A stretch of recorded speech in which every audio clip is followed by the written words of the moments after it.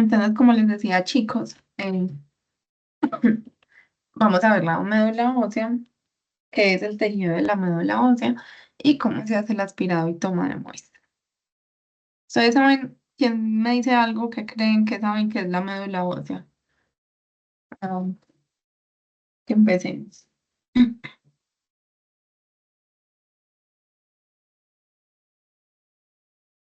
No saben, no se les Creo pasa por que la es cabeza donde nada. en las células sanguíneas, pues es como el centro del hueso. Ujú, muy bien. Este es está ubicado, como tú dices, en la parte interna de los huesos y es la fábrica de todas las células sanguíneas. Entonces, vamos a ver algunos conceptos básicos antes de empezar a ver la médula ósea. Entonces, ¿qué son las células sanguíneas? Esto es lo que vamos a aprender a identificar y reconocer en todo este curso. Y básicamente nosotros vamos a tener tres tipos de células sanguíneas.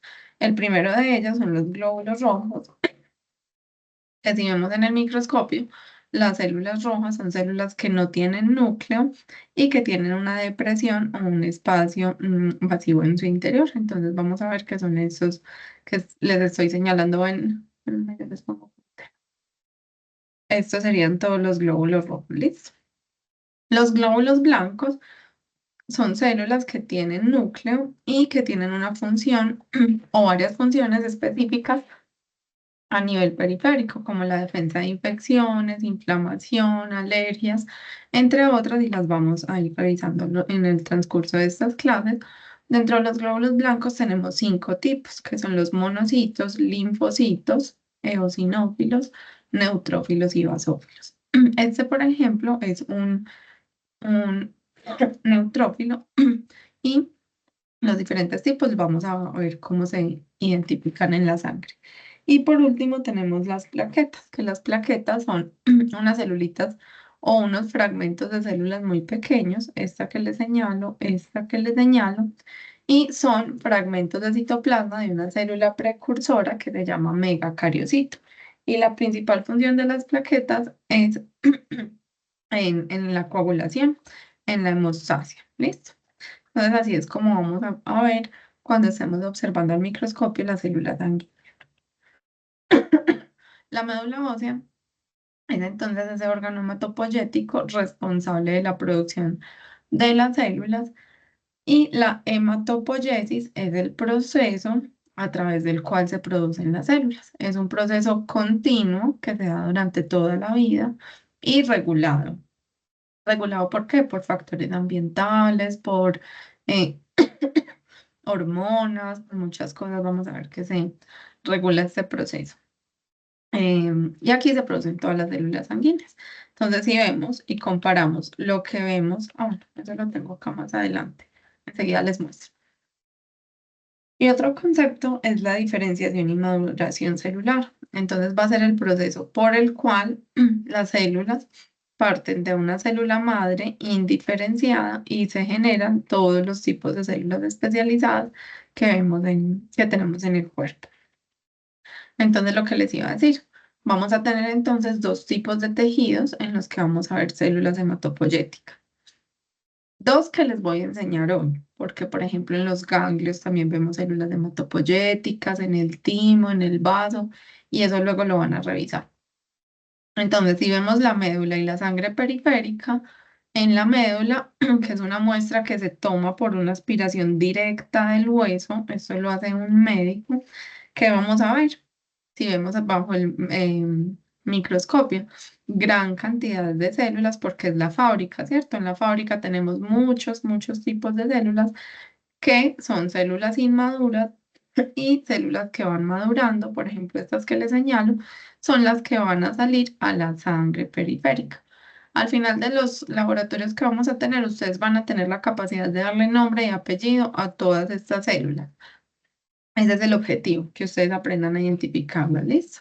Y cuando las células maduras, solo las que ya maduraron, salen a la sangre, entonces las vamos a ver como los leucocitos que les mostré y los eritrocitos. Entonces, miren, eritrocitos por todos estos que señalo y diferentes tipos de leucocitos. Entonces tenemos monocitos, linfocitos, neutrófilos, monocitos. Son muchos los tipos de células que vamos a ir aprendiendo a reconocer. Eso para que entiendan como la diferencia. Y cuando estemos en los laboratorios, nosotros les vamos a decir, esta es una muestra de médula, entonces es normal verlo así. Esta es una muestra de sangre periférica, ya vamos a ver menor cantidad de células. ¿Qué conceptos entonces vamos a revisar en cuanto a la médula ósea? Vamos a ver cuáles son los componentes de este tejido, las características morfológicas y cómo se hace la biopsia, aspirado y toma pues de la muestra de médula. Chicos, si tienen preguntas me pueden ir diciendo, listo, para que las vamos aclarando y no se pierdan en el resto del tema que voy a hablar. Entonces, ahora sí, que es la médula ósea, como ya hemos mencionado, es el tejido que encuentra dentro de las cavidades de los huesos, al interior del hueso. Es un tejido, se considera un órgano hematopoyético, y ya dijimos que la hematopoiesis, ese término es la producción de células sanguíneas, y se producen allí todas las células que ya vimos y está compuesto no solo por células sanguíneas, tiene células sanguíneas, pero también vamos a ver otros tipos de células en la médula que ya vamos a ver cuáles son sus nombres y sus funciones. Este es uno de los órganos más grandes que hay en el cuerpo y se produce por la resorción o destrucción. Resorción es lo mismo que destrucción del cartílago y del endósteo, que es el hueso compacto que está dentro del hueso. Se destruye este tejido para que allí puedan llegar las células hematopoyéticas y se puedan alojar. ¿Listo? Este es un hueso que va a ser un hueso que se dice como esponjoso, si lo vemos acá, porque en su interior no es un hueco, pues no está completamente vacío el espacio, sino que tiene unos trabéculas o unos fragmentos todavía de hueso que lo que hacen es conectarse entre sí para que las células que están allí alojadas se puedan sostener.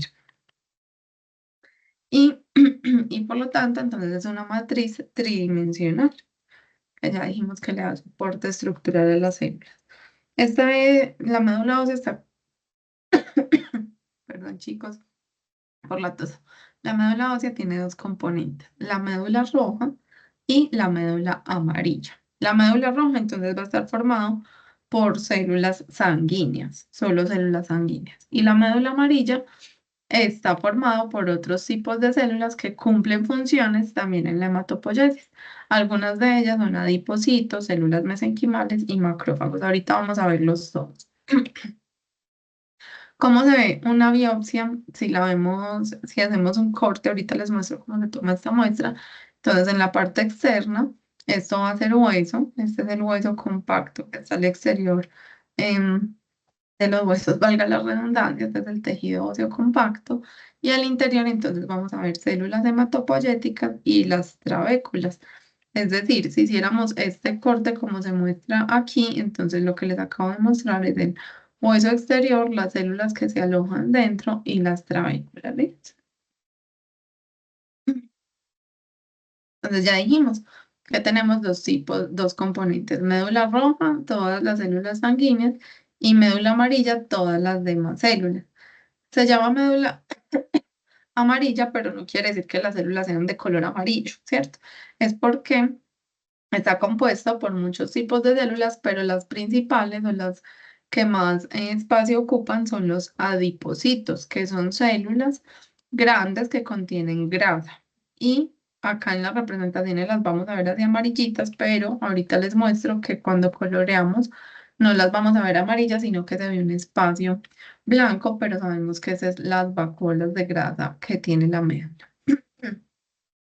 Entonces, como les dije, en las células hematopoyéticas son tanto células sanguíneas maduras como los precursores, es decir, las más inmaduras que dan origen a estas células funcionales, y células estromales y de matriz extracelular son las que componen la médula amarilla, que ahorita vamos a ver. Y por último, entonces vamos a tener los vasos sanguíneos, porque ustedes saben que todos los tejidos tienen que tener una irrigación sanguínea suficiente para que lleguen nutrientes hasta allí y también para que salgan las células, porque finalmente las células que se producen en la médula van a cumplir las funciones dentro de los vasos sanguíneos a nivel periférico, entonces van a viajar por todo el cuerpo cumpliendo su función. Yo quiero ver si se conectaron. Bueno, hay muy poquitos en la clase.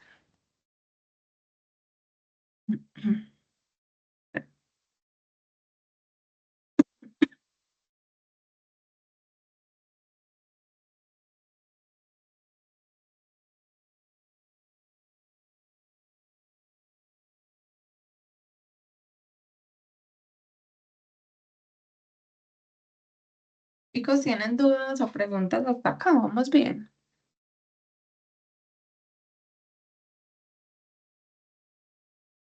Vamos bien. Listo. Bueno, entonces, desde la infancia, chicos, empieza a llenarse la médula desde el nacimiento, eso lo vamos a ver en la próxima clase, desde antes del nacimiento empieza a formarse la médula ósea. Entonces los niños van a tener todos sus huesos compuestos por médula roja activa. Como un niño tiene que...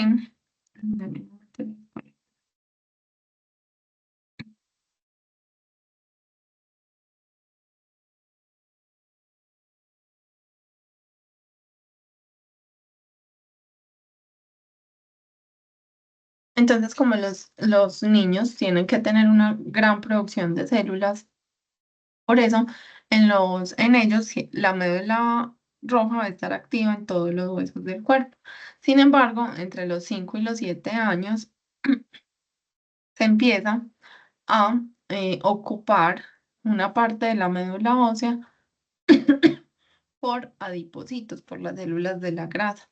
Y este proceso se llama retrogresión. Entonces, ¿qué pasa? Las células de grasa, los adipocitos empiezan a ocupar espacios en la médula y cuando estamos adultos, como esta imagen que les muestro acá, entonces solo los huesos muy grandes de amplia extensión y las partes proximales de los huesos largos van a tener médula. En cambio, en un bebé, todos los huesos largos y todos los huesos del cuerpo tendrían médula roja. Acá, como ya la grasa se empieza a ocupar estos huesos, disminuye la proporción de células sanguíneas.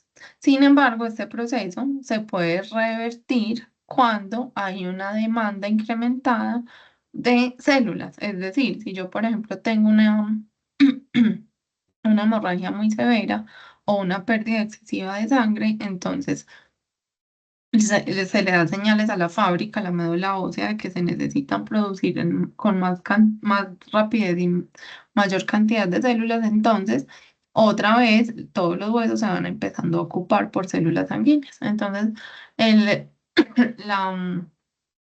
el equilibrio entre células sanguíneas y células adiposas va a variar dependiendo de las necesidades. ¿Cómo vamos a ver entonces una médula ósea si la miramos en el extendido? Entonces, lo que les conté ahorita, vamos a tener médula roja, todas las células sanguíneas en los diferentes estados de maduración y estos espacios blancos son los adipocitos. Sabemos que son los adipocitos porque estas células tienen unas vacuolas muy, muy grandes de grasa y no se van a colorear con la coloración de Roy. Entonces, por eso la vamos a ver así blanquita. Esa coloración es la que vamos a hacer la próxima semana. Y si vemos una biopsia, que la biopsia es el fragmento de tejido que se estudia a nivel de patología por los médicos patólogos, entonces vamos a ver hueso, el hueso, mírenlo por acá también, y las trabéculas óseas, que si hacemos un corte longitudinal así, vamos entonces a observar las trabéculas que son las que van atravesando el hueso, las células sanguíneas y la grasa. Miren que este paciente, por ejemplo, tiene gran cantidad de adipocitos. Si para la muestra de un bebé, estaría mucho más llena de células sanguíneas. ¿Cómo es la circulación en la médula ósea? Entonces vamos a tener una arteria nutriente que, como su nombre lo dice, va a nutrir a la médula ósea de sangre. ¿Y qué va a tener ahí? Todos los componentes que necesitan las células para crecer y reproducirse. Y vamos a tener una arteria perióstica que esa va a producir, no, perdón, proveer nutrientes no al interior de la médula, sino al hueso. Todas estas arterias y las venas, porque entonces a través de las venas, que son estas que tenemos acá, la vena central, se van a ramificar y se van a unir. ¿Para qué? Para que en toda la extensión de la médula haya entrada y salida de componentes.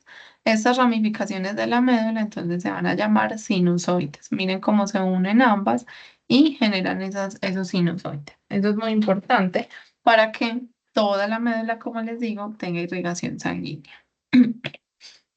¿Cómo se mueven las células en la médula ósea? Entonces, ¿cómo salen las células que ya maduraron a los vasos sanguíneos? Entonces, el vaso sanguíneo va a estar compuesto por un endotelio, que es una capa de células endoteliales que es muy delgadita.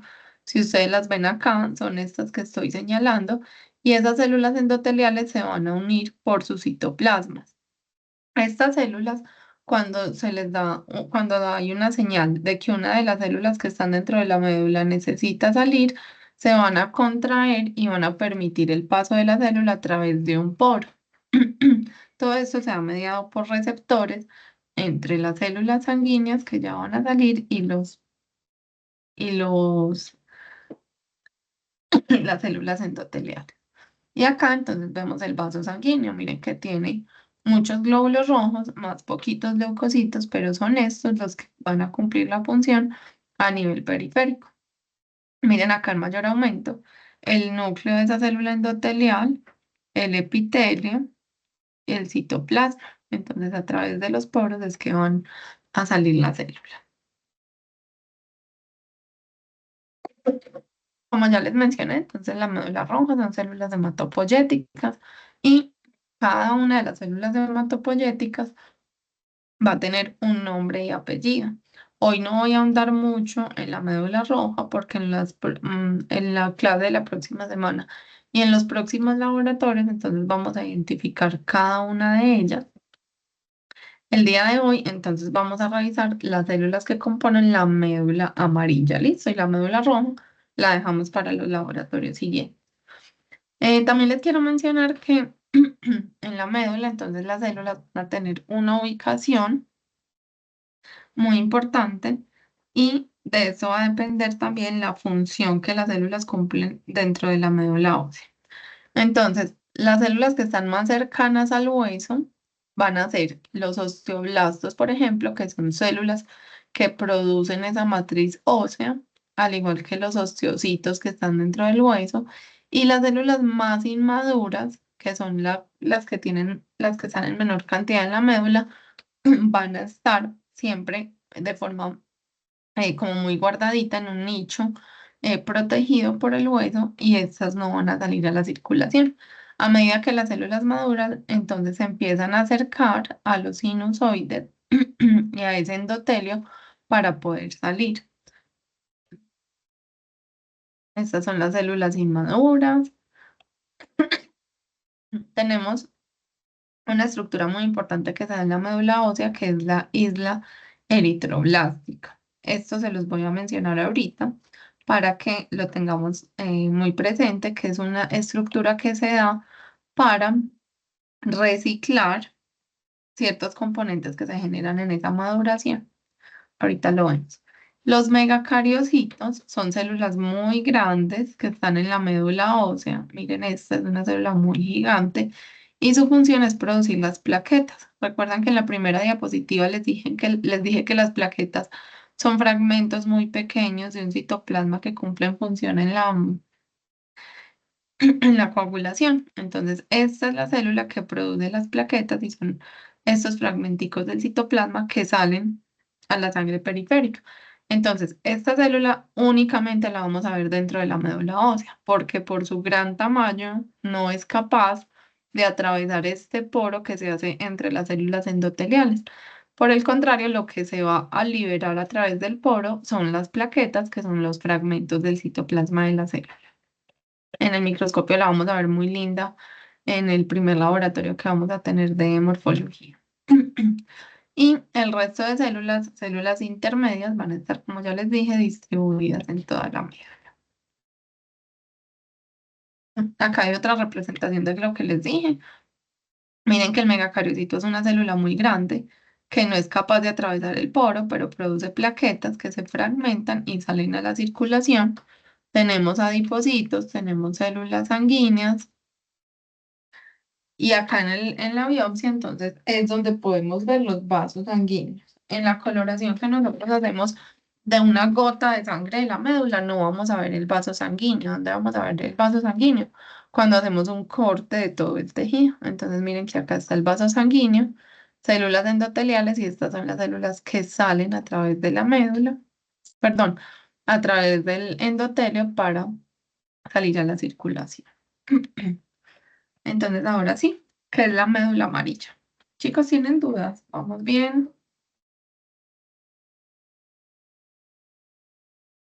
Sí, vamos bien. Listo, perfecto.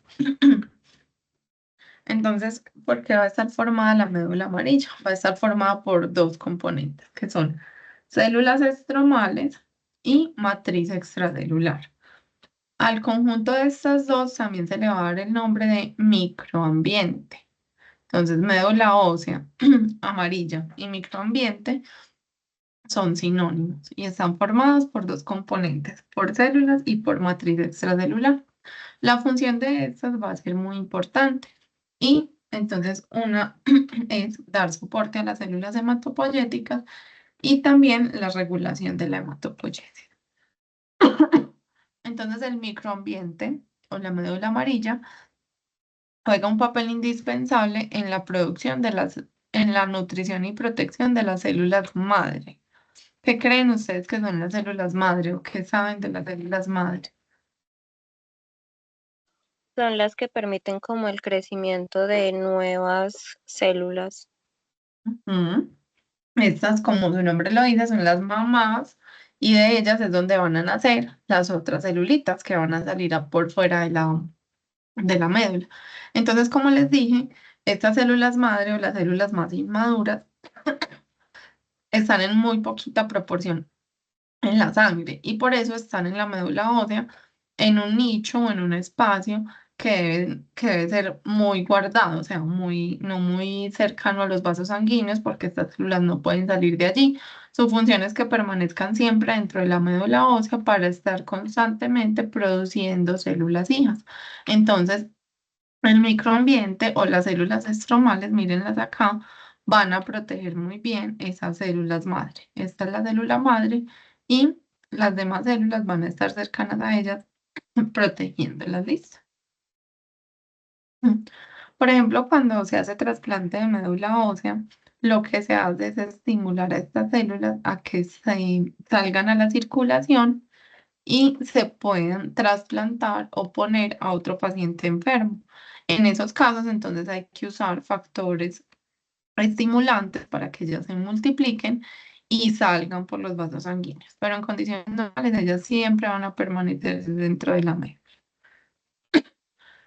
Entonces, estas células estromales, que son las que conforman, y la matriz extracelular, que son las que conforman la médula amarilla, van a tener diferentes tipos de interacción con la médula roja. Entonces ya dijimos, médula roja, células sanguíneas. Médula amarilla no son células sanguíneas. Entonces en este esquema, estas que se dibujan así son las células de la médula roja, es decir, hematopoyéticas. Y las demás, como los adipocitos, osteoblastos, fibroblastos, van a ser la médula amarilla. Entonces, ¿cuál es la primera forma de interacción entre ambos componentes de la médula? La primera es la regulación humoral. Esa regulación humoral se va a dar a través de la liberación de moléculas por las células de la médula amarilla que van a tener un efecto sobre la médula roja. ¿Qué efectos, por ejemplo? Que maduren, que se diferencien, que salgan a la circulación, etcétera. Ahorita vamos a ver varios de ellos. Un segundo método de interacción de las células es la interacción de las células sanguíneas con la matriz extracelular. La matriz extracelular, que era el segundo componente de la médula amarilla, entonces no son propiamente células, son proteínas que le dan soporte a la médula, ahorita lo vamos a ver, y la interacción también puede generar una regulación con las células sanguíneas. Y la tercera es una interacción celular, es decir, un contacto directo, directo entre las células de la médula amarilla y las células de la médula roja. Todas estas interacciones, vamos a verlo, van a ser muy importantes porque son las que permiten que las células se dividan, se diferencien, salgan a la circulación, maduren, cumplan sus funciones, etcétera. ¿Listo? Entonces, como ya dijimos, que las células estromales son el primer componente de la médula amarilla. ¿De dónde van a venir las células estromales? También de una célula madre, que en este caso ya no se llama célula madre hematopoyética, sino célula madre estromal. Perdón, mesenquimal, qué pena. Las células madres mesenquimales entonces son esas que tienen la capacidad de producir diferentes tipos de células hijas, como osteocitos, células endoteliales, condrocitos, adipocitos, etcétera. ¿Listo? Estas células tienen algunas características. La primera de ellas es que son multipotentes. ¿Qué quiere decir multipotentes? Que tienen la capacidad, como ya les dije, de producir diferentes tipos de células hijas. Tienen capacidad de autorrenovación, es decir, que esta célula madre, a medida que va envejeciendo, se vuelve a producir una nueva célula madre para que nunca se agoten. Estas nunca se deben agotar en la médula ósea.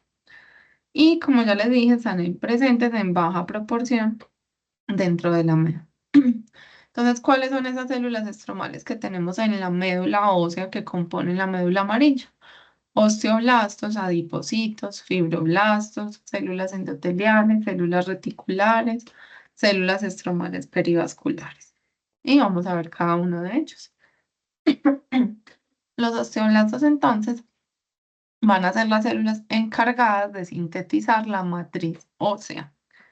Estos son los que van a producir el hueso.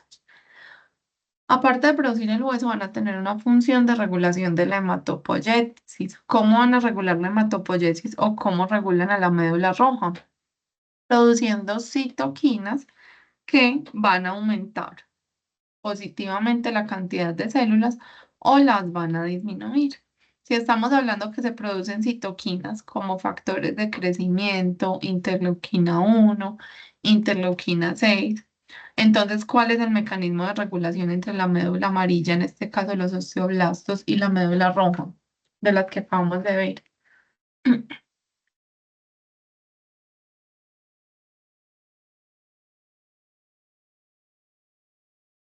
Les voy a pastelear. ¿Qué tipo de regulación hay ahí?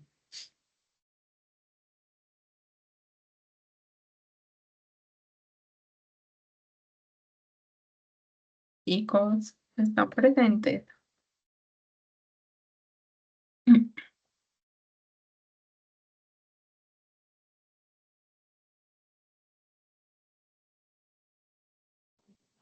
Hola, profe, sí. Ah, ¿qué regulación entonces creen que sea esta de las citoquinas? Humoral. Ujú, muy bien, listo. Entonces, entre el osteoblasto, que es de la médula amarilla, y la médula roja, vamos a tener una regulación humoral a través de ¿qué? De citoquina. La segunda célula es el osteoclasto. Los osteoclastos, su principal función es la resorción ósea. ¿Qué quiere decir resorción? La destrucción del hueso. A medida que uno va envejeciendo, entonces se van aumentando la cantidad de osteoclastos y es por eso que las personas más adultas tienen los huesos más frágiles, sufren de osteoporosis. Es un proceso fisiológico en el que el hueso se va destruyendo. Sin embargo, los osteoclastos entonces también van a tener otras funciones en la hematopoiesis, como el control de la salida de las células. Son aquellas que dan señales a las células que ya han madurado, como este neutrófilo, por ejemplo, para que pase los vasos sanguíneos y llegue a la circulación. Las células reticulares adventicias son unas células que ahorita no les mencioné cuando hablé del endotelio, pero son unas celulitas que están por encima de las células endoteliales en el vaso sanguíneo para darle soporte, porque ese epitelio, como les dije ahorita, es muy delgadito, solo tiene células endoteliales, entonces por lo tanto cercano a ellas se hacen las células reticulares adventicias para dar soporte y también entonces van a permitir la salida de la célula. Miren acá cómo se abre el poro para que esas células puedan salir. Y acá.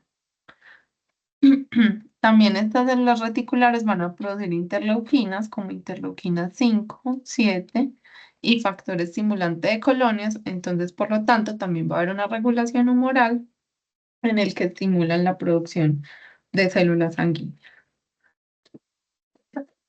Los fibroblastos tienen la capacidad también de regular la hematopoiesis a través de la producción de citoquinas como la interleuquina 6, 1, 7, 8, 11, factores estimulantes de colonias y el interferón beta.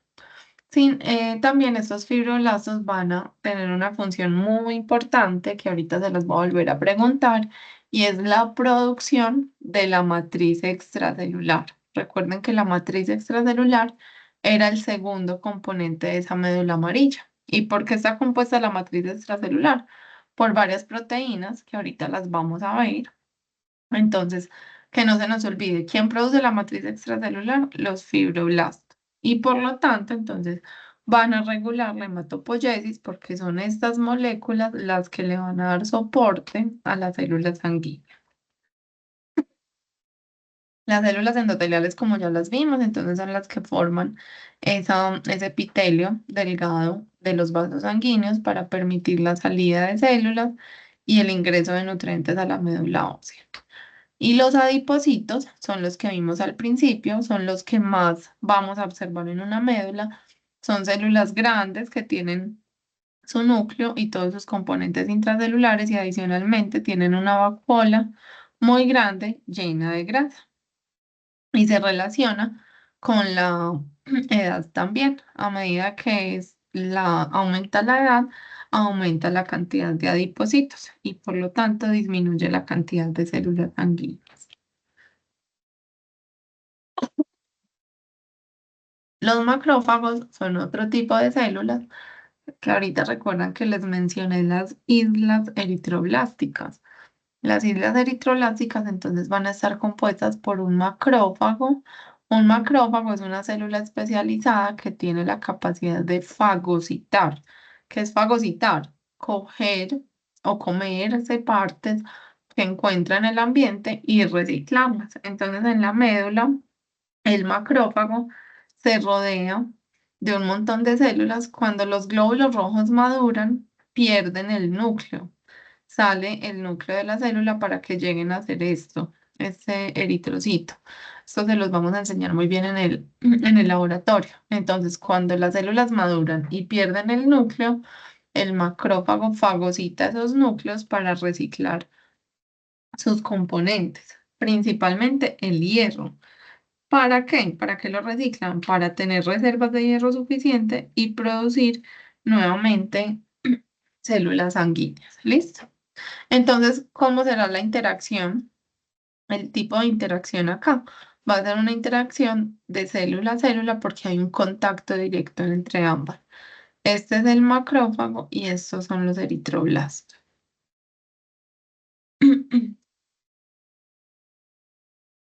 Listo, chicos. Claro, hasta acá la primera parte de la matriz de la médula amarilla.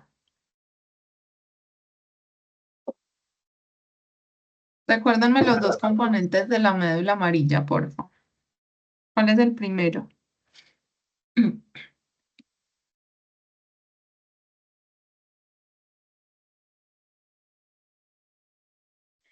Células estromales. Muy bien, células estromales, ya vimos las células estromales. Y el segundo es la matriz extracelular. Entonces, es que quiero que les quede muy claro el concepto, ¿listo? La matriz extracelular, entonces, como ya dijimos, va a ser un componente de fibras y de proteínas que le van a dar sostén a la médula. ¿Quién produce la matriz extracelular? ¿Qué células de las estromales producen la matriz extracelular? Los fibroblastos.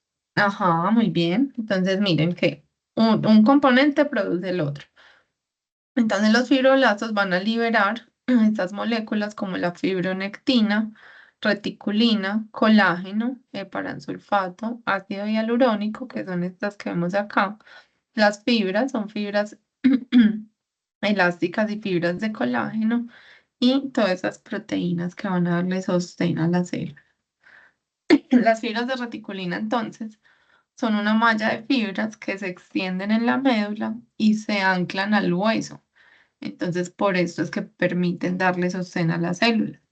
Como ya dijimos, son producidas por los fibroblastos y aparte de estar distribuidas en la médula, también rodean a los sinusoides o a los vasos sanguíneos para darle sostén. Entonces, mire que el vaso sanguíneo también cómo se sostiene por el endotelio, las células reticulares adventicias y también por esas fibras de reticulina. Para observar estas fibras, que son todos estos hilitos negros, ¿cómo los vamos a observar? Tenemos que hacer una coloración especial que se llama coloración de retículo. En la coloración que nosotros hacemos de RAI, que es la coloración básica para ver las células sanguíneas, no las vamos a ver así. Sabemos que están ahí, pero no las vamos a observar. Si quisiéramos verlo, hacemos esta coloración. Y por ejemplo, hay pacientes, hay enfermedades, hay tipos de leucemias que hacen que se aumenten esas fibras, como este caso, por ejemplo, y entonces se altere la producción de células sanguíneas, porque si todo está lleno de fibras, va a ser muy compacto, no va a haber movilidad entre las células y por lo tanto vamos a tener una disminución en la producción. ¿Listo? Eso lo vamos a ver también cuando veamos leucemias de nemato y neoplasias mieloproliferativas, por ejemplo. Pero eso es a manera de información porque luego lo van a oír mucho mejor. Y las otras son las fibras de colágeno, son fibras más grandes que también se van a encontrar alrededor de los vasos sanguíneos. Tampoco las vamos a ver así en la coloración. Y para visualizarlas vamos a usar una coloración que se llama tricrómico. También se van a aumentar en estados patológicos y en condiciones normales van a permitir también la migración de la célula. Chicos, ¿les queda claro hasta acá? Vamos bien.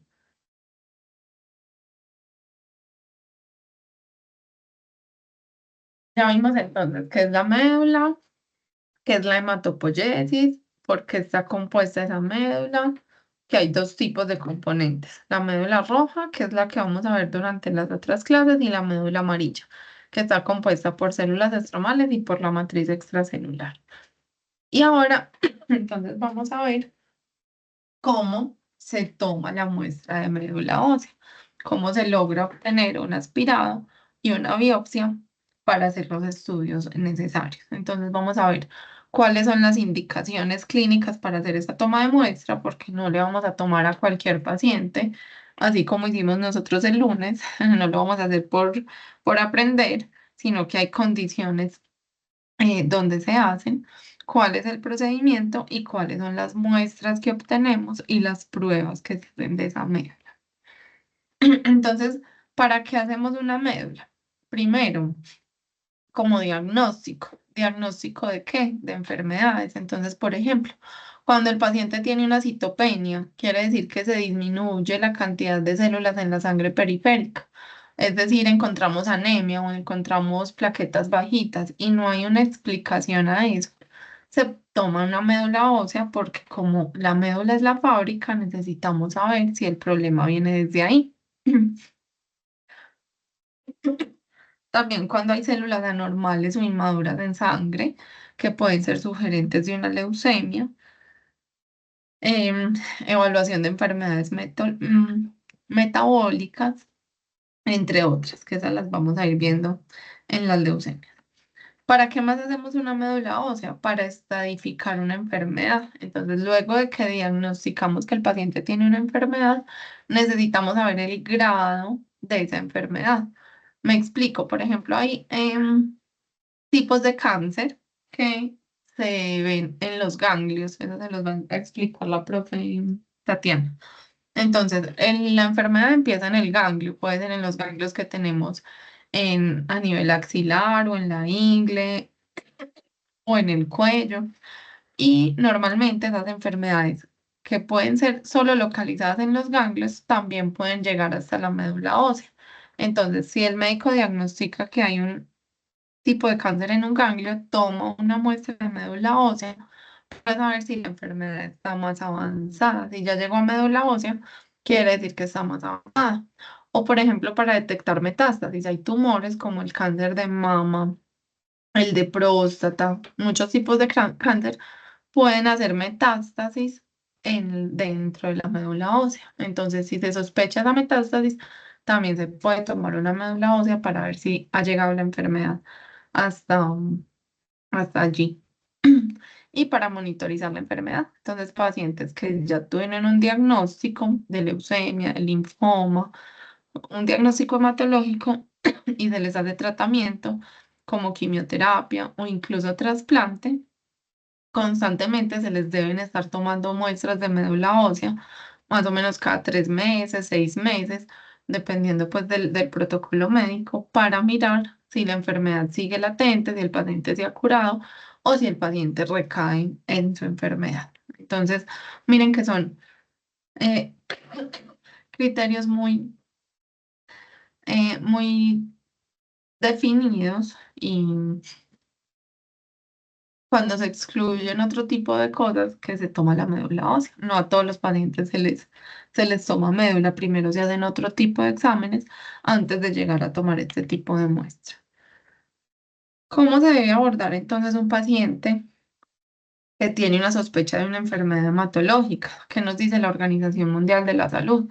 Que debemos hacer un enfoque integral de la enfermedad. Entonces tenemos que tener en cuenta la clínica del paciente, todos esos síntomas, la morfología, que es lo que nosotros como microbiólogos tenemos que aprender a identificar, el inmunofenotipo, que es cómo son las características de esas células, y el genotipo, cómo están a nivel de ADN esas células, si tienen alteraciones o no. Entonces, para saber estos 3 puntos que nos dice la OMS, es que tenemos que tomar la médula ósea. ¿Cómo es la toma de la muestra entonces?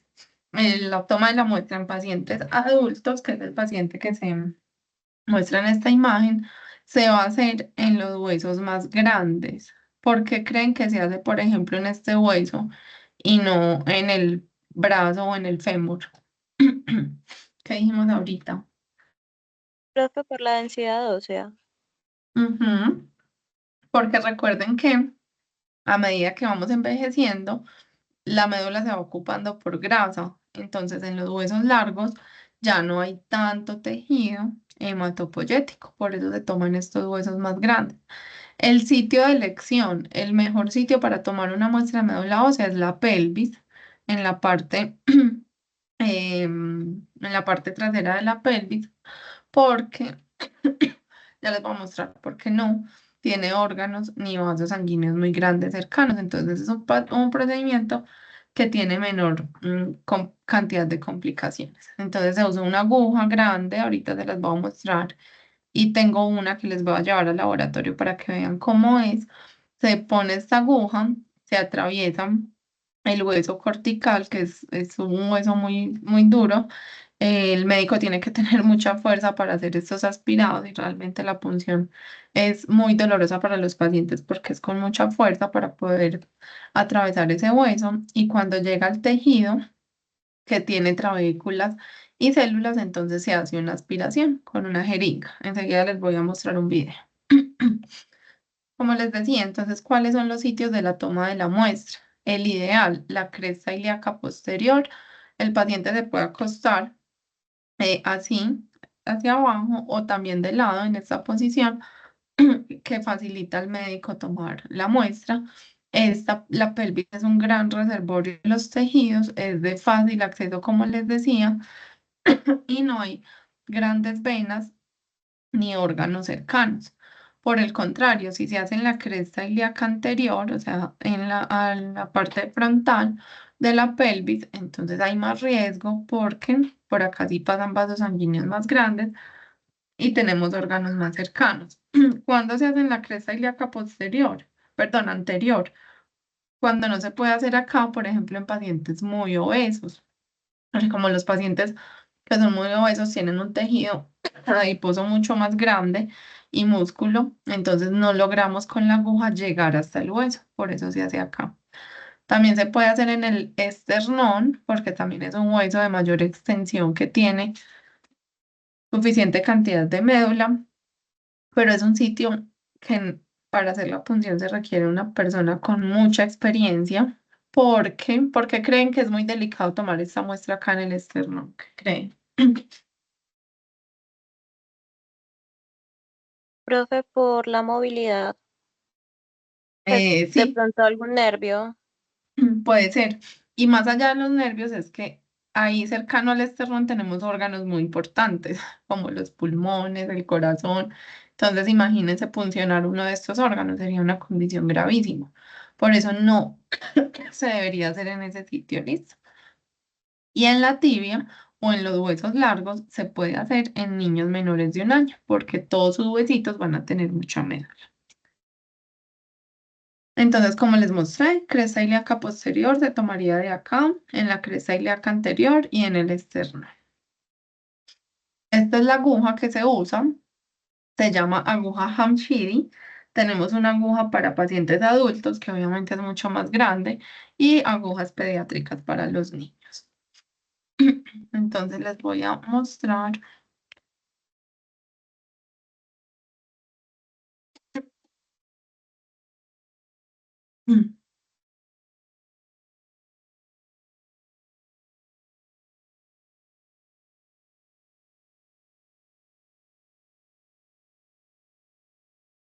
Denme un momento, pero no sé por qué no me quiere.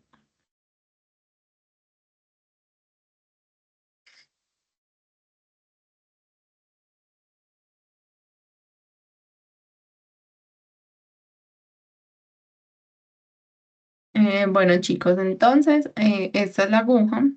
¿Me están escuchando a mí o les está interfiriendo el sonido del...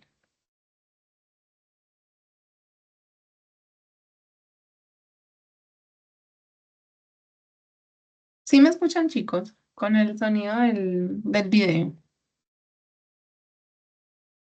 No, profe, el El sonido del video no. video. Sí, profe.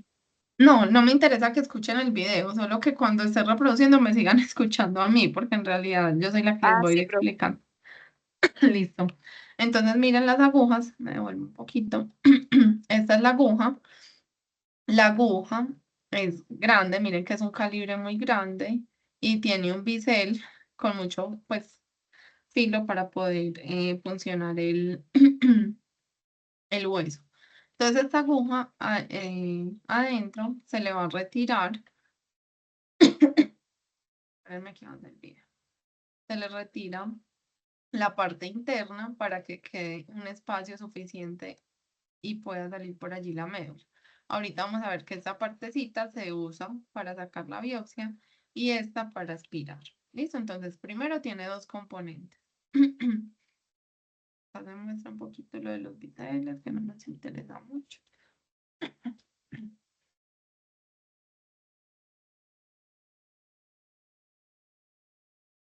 También tenemos este tipo de aguja que miren que es como hueca en la parte de afuera. El paciente entonces se va a poner en la posición en la que el médico vaya a tomar la muestra. A veces es de lado porque es más fácil acceder. Se punciona con la parte interna dentro de la aguja y se hacen los movimientos. Como les digo, esto requiere mucha fuerza para poder atravesar el hueso, llegar al tejido y una vez se llega al tejido, entonces se retira esta parte interna y se conecta a una jeringa y se empieza a aspirar. Entonces ahí sale la sangre. ¿Listo? Esta sangre entonces se va a poner en tubos, en placas. Ahorita les voy a mostrar. Como ya se hizo la primera parte del aspirado, se introduce más la aguja, por lo menos otros 2 centímetros para tener la biopsia. Que la biopsia es un fragmento de tejido. Esto es una reglilla, entonces el médico la introduce para poder mirar si tiene los 2 centímetros. Lo ideal es que siempre se tomen mínimo 2 centímetros de muestra. Una vez ve que sí tiene la cantidad suficiente, entonces se hace un movimiento como para despegar ese tejido y se retira. Cuando se retira, entonces es que vamos a utilizar la partecita que habíamos sacado de esa aguja para empujar el tejido que queda adentro. Y se obtiene un cilindro de médula ósea. ¿Listo? Si el médico necesita más muestras y ve que no es suficiente, entonces la aguja continúa dentro del paciente, se puede volver a conectar la jeringa, volver a tomar más muestras, lo que considere el médico. ¿Listo? Y se obtienen los cilindros. Bueno, chicos, ¿les queda claro o tienen dudas sobre la toma de la muestra? Sí, profe. Listo. Entonces, como ya vimos cómo es el procedimiento, entonces vamos a ver las muestras que se obtienen. En la primera muestra que se tomó con la jeringa, es lo que se llama aspirado de médula, porque es lo que se aspira, ¿cierto? Como su nombre lo dice. De allí, ¿qué vamos a hacer? Vamos a tener diferentes muestras. La primera de ellas es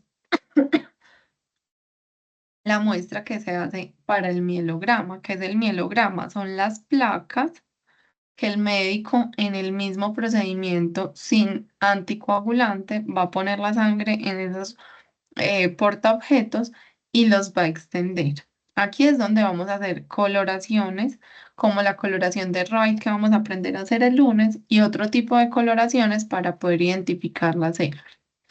Luego, lo que nos queda en la jeringa, entonces lo vamos a depositar en los tubos, diferentes tipos de tubos. El tubo tapa morada, que fue el que ustedes tomaron muestra el lunes, por ejemplo, lo vamos a usar para una prueba que se llama citometría de flujo para el inmunofenotipo. Y el tubo verde lo vamos a usar para pruebas moleculares y pruebas genéticas. ¿Listo? Y la biopsia o el cilindro que sacó el médico, que es ese tejido, entonces lo vamos a utilizar para hacer la prueba, que es como el nombre de la muestra, la prueba de biopsia, las coloraciones específicas de patología y otro tipo de coloraciones como las que les mostré, coloraciones de reticulina, tricrómico, inmunohistoquímica, entre otras.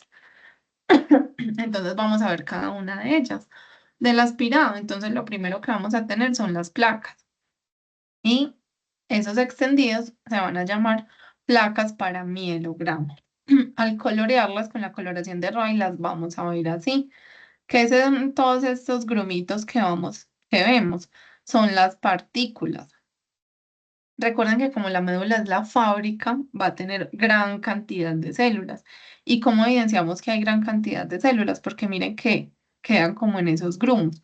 A esos grumos los vamos a llamar partículas. ¿Listo? Entonces, cuando nosotros les mostremos en el laboratorio una muestra de médula ósea, les vamos a decir, busquen la partícula. ¿Qué es buscar la partícula? Que ustedes van a coger la plaquita hacia contraluz y van a ver si ven esos grumitos. Y en el microscopio, ahí es donde vamos a ver la grasa, las células, los megacariocitos, entre otros. Hay pacientes, por ejemplo, a los que no se les logra tomar una muy buena muestra y se obtienen muestras que no tienen tantas partículas. Sin embargo, yo no le digo al médico, doctor, tiene que repetirle la muestra al paciente porque no tiene partícula, no. Se intenta hacer el diagnóstico, se se colorea, se mira al microscopio, pues porque no es tan fácil repetir una muestra de sangre como la que tomamos el lunes, ¿cierto? Y hay otra placa que ellos toman, que es este cilindro que ustedes vieron que salió al final de la aspiración. Entonces se va a coger un portaobjetos y se va a poner suavecito sobre el cilindro. ¿Para qué? Para tomar improntas de ese cilindro. Entonces, miren, por ejemplo, cada rayita de esta equivale a cada una de las veces que el médico puso la placa sobre el cilindro. ¿Esto para qué nos sirve? Porque miren que esto es una gota de sangre que se extiende. En cambio, esta placa tiene una representación de los 2 centímetros de muestra. Esto porque es muy importante, porque hay enfermedades que son localizadas. ¿Qué quiere decir localizadas? Que en la médula las células malignas están en un grupito pequeño, ¿cierto? En una localización específica. Si yo tomo la gota de sangre, puede que esas células malignas no me salgan, pero si tengo una impronta de toda esta extensión de 2 centímetros, es muy probable que lo vea. Entonces pasa mucho. En la gota de sangre no veo enfermedad y en la impronta sí veo enfermedad. ¿Listo? Eso para que les quede muy claro. Y siempre que a mí un médico me mande esta placa y esta placa, debo mirar las dos. ¿Listo? ¿Qué vamos a evaluar entonces en esa médula ósea? Vamos a ver muchas cosas y lo primero es evaluar la celularidad. ¿Qué es la celularidad? ¿Qué cantidad de todo ese tejido que hay corresponde a células hematopoyéticas, que son las que más me interesan? Recuerden que la celularidad entonces va a variar con la edad. ¿Por qué con la edad? Porque la médula se ocupa de grasa y disminuye la cantidad de células sanguíneas. ¿Cuál va a ser el cálculo entonces para decir si una médula tiene buena celularidad, alta celularidad o baja celularidad? Va a ser 100 menos la edad del paciente y eso nos va a dar un valor aproximado de lo que debería ser normal. ¿Listo? Vamos a hacer ahorita los ejercicios. Entonces, lo que les digo, la celularidad de la médula varía dependiendo de la edad. En un niño recién nacido va a ser casi entre el 80 y el 100% porque tiene todos sus huesos ocupados por médula roja. Hay muy poquita grasa, pero a medida que crecemos, esa celularidad disminuye significativamente. Y esto se los voy a mostrar mejor en la próxima clase, pero es para mostrarles que al momento del nacimiento, la médula tiene suficientes células en todos los huesos, en las vértebras, el esternón, las crestas ilíacas, pero a medida que crecemos, miren cómo disminuye la celularidad en los huesos largos, en la tibia y el fémur. Mientras que huesos grandes como las vértebras del esternón y las crestas ilíacas mantienen un porcentaje más alto de células. Entonces, este es un cuadrito, lo que les decía de la edad, que es 100 menos la edad y tenemos un promedio en el porcentaje, sin embargo, pues puede tener un rango del que varía. Entonces, si vemos esta muestra en el microscopio, si la vemos en 4X, la partícula, ¿cómo se va a ver? Miren los grumitos acá. Y dentro de esos grumitos, muchas células y muchas partículas de grasa. Por acá también vemos espacios y grasa. Miren cómo se ve bonito. Si aumentamos el objetivo, entonces vamos a ver más de cerca las células, los espacios de grasa y empezamos a ver células grandotas. Esta, por ejemplo, es un megacariocito que se los voy a enseñar a buscar en la médula. ¿Listo? Y a medida que va aumentando, entonces ya vemos algo como esto. Células en mucho mayor detalle, que ustedes van a aprender y me van a decir cómo se llaman todas. Y la grasa. ¿Listo? La grasa, recuerden que son los espacios blanquitos. Y si vemos la impronta, que recuerden que es que el médico pone la placa sobre la biopsia, entonces vamos a ver rayitas, esas rayitas que tienen células y grasa también. Y es acá donde, por ejemplo, nos podemos encontrar un grupo de células de leucemia, que puede que no veamos acá. Listo.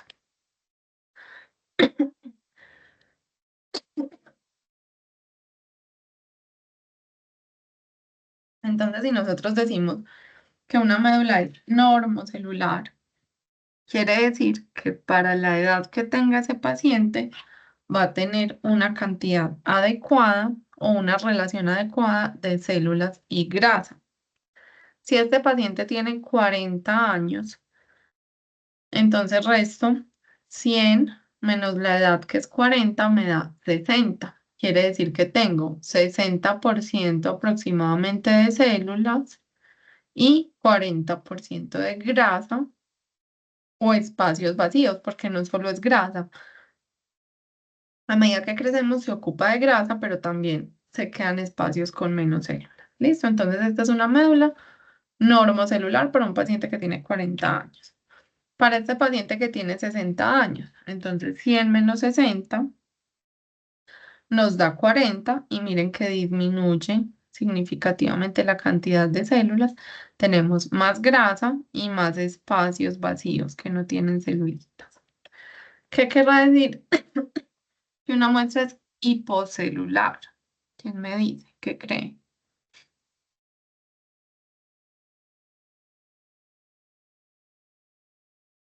Profe, que tiene bajo contenido celular. Muy bien. Entonces, si este paciente tiene 30 años, ayúdame a hacer la relación. 100 menos 100 menos 30 son 70. 70, o sea que el paciente debería tener 70% de qué. De tejido celular, pues que sea Ajá, celular y mariposo. exacto. Entonces, ¿cómo está este? Estas partecitas de célula serán el 70%. No, ¿cierto? Miren que tiene muy Yo pocas veo células, mariposo. más grasa y espacios vacíos. ¿Listo? ¿Cuál es tu nombre? Natalia. Nati, muy bien. 5 en el parcial. Mentira. Bueno, entonces. Gracias. Entonces, sí, listo, muy bien. Ya Natalia nos dijo este paciente de 30 años. ¿Cómo será este paciente de 15 años? 100 menos 15, ¿cuánto me da? 85. Entonces, ¿este paciente tendrá 85% de células? No, jamás. Miren que todos son o grasa, partículas muy grandes de grasa, o espacios vacíos. Esta, por ejemplo, es una enfermedad que se llama aplasia medular. ¿Qué quiere decir aplasia? Que no se producen células. Entonces el paciente no tiene en sangre periférica glóbulos rojos, es decir, que tiene anemia, no tiene leucocitos, es decir, que puede tener muchas infecciones, no tiene plaquetas, entonces tiene riesgos de sangrado, entre otras cosas. Esto lo vamos a ver mejor en hematología. Miren, en un mayor aumento este paciente solo está ocupado por grasa y espacios vacíos. Y una médula hipercelular, entonces, ¿qué será? Que tiene mucha más cantidad de células de las que debería tener. Si este paciente tiene 80 años, debería tener 100 menos 80 nos da 20, debería tener solo 20% de células. Y si yo les aumento este campo, miren que tiene tanta cantidad de células este paciente que ni siquiera se ve bien la grasa y no puedo diferenciarlos. Esto es una imagen real de un paciente de 80 años que tiene una leucemia. Así se ven las leucemias. ¿Qué son las leucemias? Una proliferación exagerada de células sanguíneas que reemplaza las demás. Y estas también van a salir todas a sangre, no deberían salir, pero como está tan llena la médula, entonces por eso es que vemos células anormales en la sangre. Esto es lo que es una leucemia, ¿listo? Lo mismo este paciente de 40 años. Miren cómo está de llena esa médula ósea. Vemos grasa, este espaciecito por acá. Y este paciente de 40 años solo debería tener un 60% de células. Y miren que casi el 100% es médula roja. ¿Listo? ¿Nos queda claro estos chicos? Estos conceptos.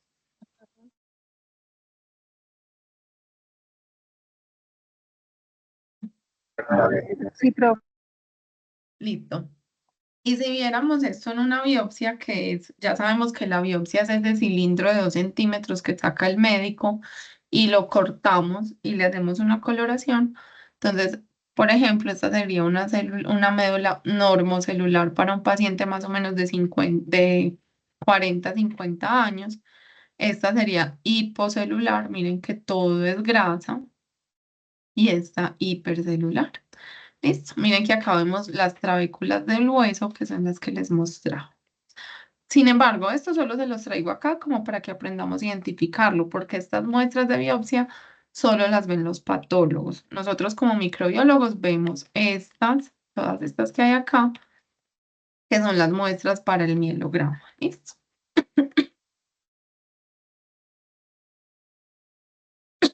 Y finalmente, entonces, como ya les he dicho mucho, ustedes van a estar en toda la capacidad de darme los nombres y apellidos de todas estas células. Entonces ya, por ejemplo, si se aumentan estos que se llaman promielocitos, es una leucemia promielocítica. Si se aumentan los eritroblastos, es una leucemia eritroide. Entonces, ¿por qué es importante? Muy importante que en este curso seamos muy juiciosos y estudiemos muy juiciosos, porque de acá parten las bases para aprendernos todas las enfermedades en hematología. ¿Listo? Esto es lo normal y ya luego enseñamos todas las enfermedades. Entonces ya vimos lo primero, que es lo que vamos a observar en la placa, en el mielograma. Ahorita les voy a mencionar un poquito lo que se hace en pruebas genéticas y en la citometría. Entonces, ¿qué es el cariotipo? ¿Ustedes saben qué es el cariotipo o la citogenética? ¿Les han mencionado esto algún día? El cariotipo del que le hacen a los cromosomas. Ujú, exacto. Es el estudio de los cromosomas. Entonces, ¿qué se hace con una muestra de médula ósea? Que se toma en ese tubito verde o en el tubo morado, pero preferiblemente en verde. Se toman las muestras, acá pues partimos de la médula, no del dedito, se ponen las células a crecer, se les pone un medio de cultivo para que esas células se dividan y crezcan y se paran en una parte del ciclo celular en la que las células están en metafase. Recuerden que las células cuando se dividen duplican su material genético y por eso vemos dos pares de cada cromosoma. Entonces se detienen en una parte del ciclo donde tenemos teóricamente 46 cromosomas. Luego, esos cromosomas se ponen las células en una plaquita. Esto se hace con mucha fuerza para que la célula se estalle, como vemos acá, y los cromosomas queden regaditos en la placa y se puedan observar los cromosomas. Luego se toman fotos en el microscopio y se empiezan a ordenar esos cromosomas. Eso que ustedes ven acá que dice como recortar cromosomas es es como antes se hacía así, de las fotos se recortaban y se empezaban a ordenar hace muchos años, pues la técnica vieja era esa, tomar fotos y ordenarlos así, pero ya existen software que nos permiten ir corriendo cada cromosoma e irlos emparejando así. ¿Por qué es importante hacer citogenética? Porque podemos ver alteraciones estructurales en las células. Por ejemplo, una leucemia, que es la leucemia mieloide crónica. Entonces, bueno, miren, aquí quedan organizaditos. Entonces, las personas que saben mucho de citogenética saben cuál es el cromosoma 1, cuál es el cromosoma 2, el 3, el 4 y se ordenan todos así, ¿cierto? ¿Cómo lo saben? Por los patrones de las bandas de los cromosomas. Luego de que los ordenan, pueden identificar alteraciones en esos cromosomas. Entonces, les decía, la leucemia mieloide crónica, por ejemplo, es una leucemia que se genera cuando hay un intercambio de material genético entre el cromosoma 9 y el cromosoma 22. Esta parte de abajo del cromosoma 22 se pierde y se pega al 9. Ese daño genético hace que se reproduzcan mucho las células y se genere la leucemia. Y así hay infinidad de alteraciones. Existen, por ejemplo, la translocación 821, que pasa lo mismo entre el cromosoma 8 y el 21, entre el 15 y el 17, y todos esos generan leucemia. ¿Listo? Esto a grandes rasgos. Entonces, no solo es ver la morfología, como nos decía la OMS, hay que hacer un estudio integral. Ya vimos la morfología, vimos cómo son las células, vimos la celularidad. También tenemos que venir a ver si a nivel de cromosomas hay alteraciones. También podemos hacer otras técnicas especializadas, como el FISH. ¿Qué hace el FISH? Son sondas fluorescentes, pedacitos de ADN que son complementarios a una región que queremos en el cromosoma, que tienen pegado un fluorocromo y cuando se unen al cromosoma, si los vemos en un campo oscuro, en un microscopio con unos filtros específicos, vamos a ver que hay fluorescencia. Entonces, por ejemplo, si estamos hablando de la translocación que les acabé de decir, que hay una parte del cromosoma 9, del cromosoma 22 pegado en el 9, entonces vamos a decir que el color verde se va a pegar al cromosoma 22 normalito y el color rojo se va a pegar al cromosoma 9 normal. ¿Qué pasa cuando una partecita de este se va a este? Se combinan los colores y si ustedes logran ver un poquito, aunque no saben mucho de citogenética, la combinación de esos dos fluorocromos, rojo y verde, se superponen, es decir, que aquí es donde un pedacito de este se fue para este y miren que queda con los dos colores. Y así también se identifican estas translocaciones. No sé si es muy confuso o si queda un poquito claro. Se vería así, miren. Un cromosoma rojo normal, que es el 22, uno verde normal, perdón, uno rojo normal, que es el 9, uno verde normal, que es el 22, y cuando hay fusión del material entre ellos dos, miren que se cambia el color como en una tonalidad amarilla. Y estos fish se pueden hacer para muchas alteraciones. Infinidad de sondas hay para lo que uno quiera detectar. En todos los cromosomas se puede hacer. Este es un ejemplo que les traigo acá. También podemos hacer otras técnicas como la PCR o reacción en cadena de la polimerasa, que lo que buscamos es identificar mutaciones puntuales, alteraciones más pequeñitas que no se pueden ver al ojo, así grandes, que son uno o dos nucleótidos los que están alterados. Entonces se hace una amplificación de ese gen para analizar su secuencia y detectar si tiene alteraciones. También hay muchas leucemias que se producen por alteraciones más puntuales. ¿Listo? Entonces miren todo lo que podemos hacer con esa muestra de médula ósea. ¿Para qué? Para llegar al diagnóstico de una enfermedad. Estas son las células sanguíneas.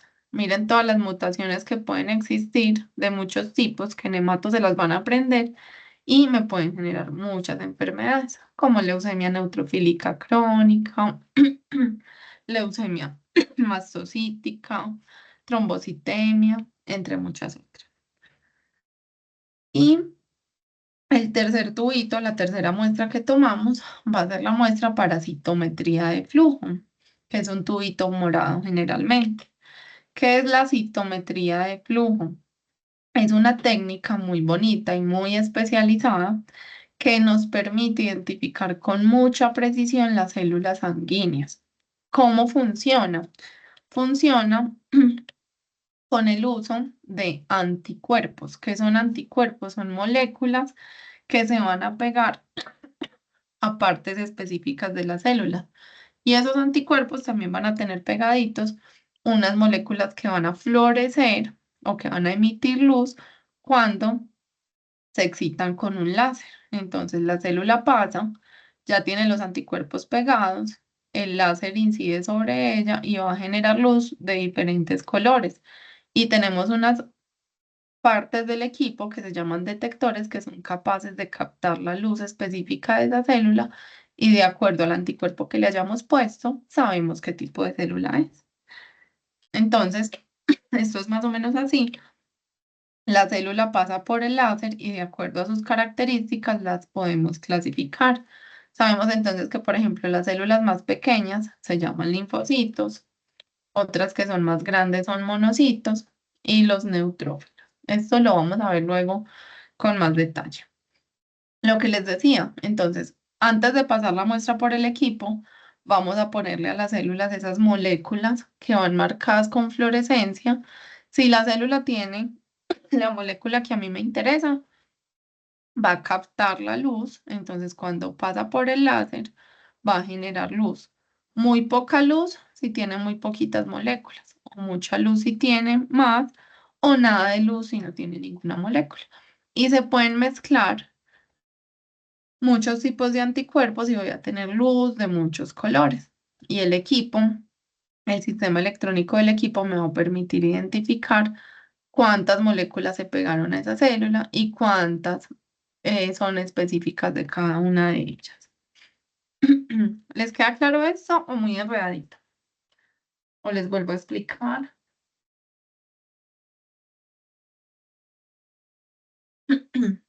¿O ya se durmieron? Que espero que no. Bueno, ya casi No, terminamos. profesor, claro.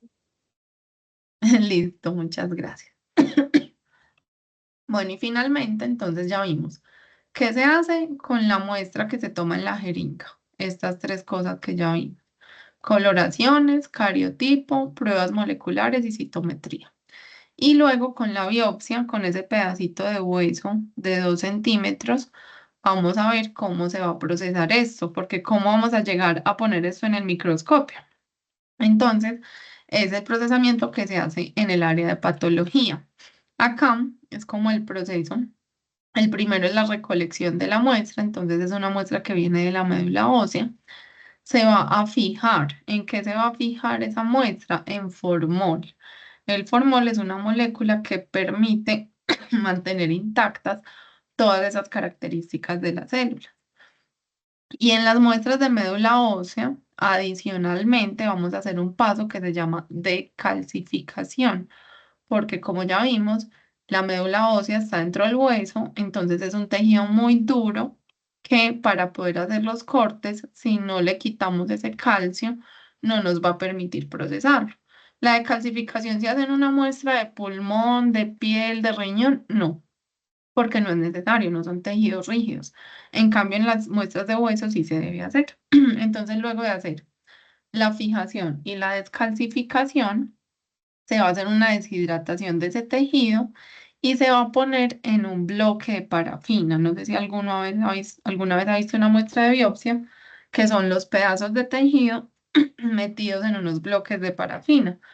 ¿Para qué se van a poner en la parafina? Para poder hacer cortes muy delgados y poder manipular el tejido, porque ustedes se imaginan uno manipulando y cortando una muestra tan pequeña como esta. Entonces, si la tengo en un bloque de parafina, se puede cortar y no es que yo llegue y lo corte con una lanceta o con una cuchilla pues de laboratorio, sino que existen unos equipos para esto. Hay unos equipos que se llaman micrótomos que hacen cortes muy delgaditos, de micras, de 0,2 o 0,3 micras.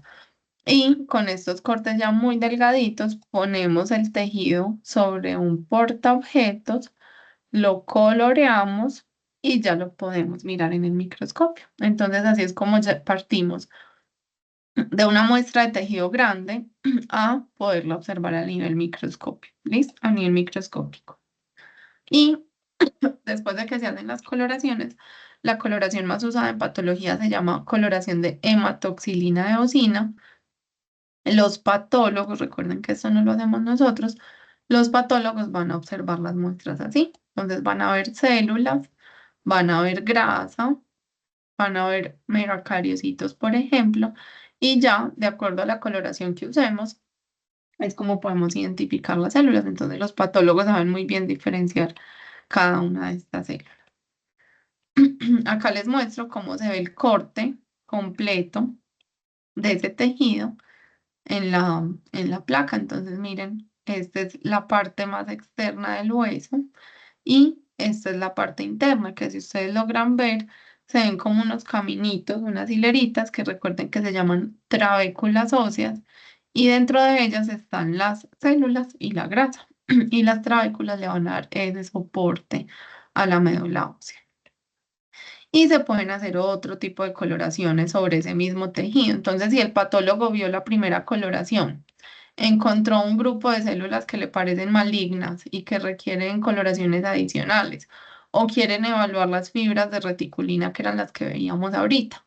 Entonces, de ese mismo tejido se hace otro corte y se hacen las coloraciones especiales, que normalmente son coloraciones en las que hay anticuerpos que se unen al tejido y también tienen en su parte externa cromógenos que al hacer una reacción enzimática van a tomar ciertas coloraciones. Entonces, por ejemplo, si esta es una coloración para la mieloperoxidasa, por ejemplo, que es una molécula que está en los blastos o en las células inmaduras mieloides, identificamos que esto es una leucemia mieloide, por ejemplo, o dependiendo de lo que estemos buscando, hay muchos tipos de coloración.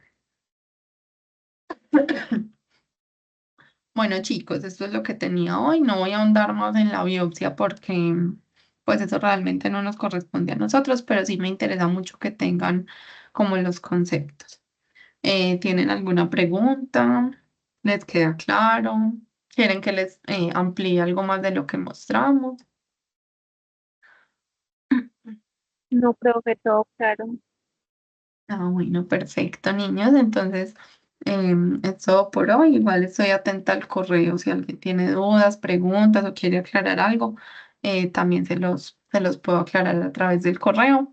Que a pesar que no se hayan conectado todos, porque me parece que fueron muy poquitos. ¿Ustedes cuántos son? Profe, es que yo creo que no se conectaron todos porque acabamos de salir de parcial. Ujú, debe ser que ya estaban muy, muy cansados, Muy muy cansada. tostados. Bueno, igual la clase queda grabada, entonces espero que se desatrase. Y bueno, chicos, eso era todo entonces. Muchísimas gracias por su atención y porque ustedes, a pesar del cansancio, se conectaron.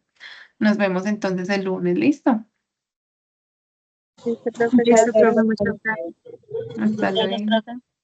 A ustedes, hasta luego.